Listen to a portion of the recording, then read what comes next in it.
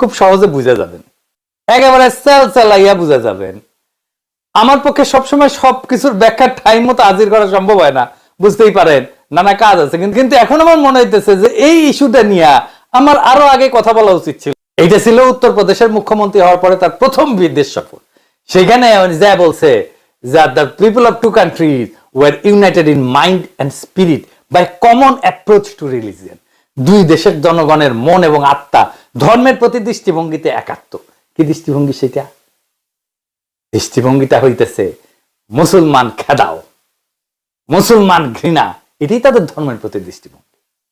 ঠিক তার সফরের 3 সপ্তাহ পরে রোহিঙ্গা গণহত্যা শুরু হয়েছিল, আর এই গণহত্যার নৈতিক সমর্থন দিয়েছিল ভারতের বিজেপি সরকার। এইবার যোগী আদিত্যনাথের সফরের সাথে রোহিঙ্গা গণহত্যার যোগসূত্র দেখতে পান। তারপরের কিছু রোহিঙ্গা ইন্ডিয়ায় ঢুকছিল।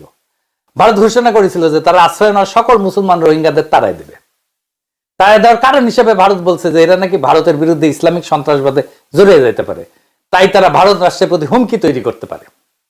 কিন্তু ভারতে যারা আশ্রয় নিয়েছিল তাদের শরণার্থীরা কেউ ক্রিমিনাল ছিল না, তাদের কোনো ক্রিমিনাল রেকর্ডও ছিল না, তাদের বিরুদ্ধে কোনো ক্রিমিনাল ইনভেস্টিগেশনও হয়নি।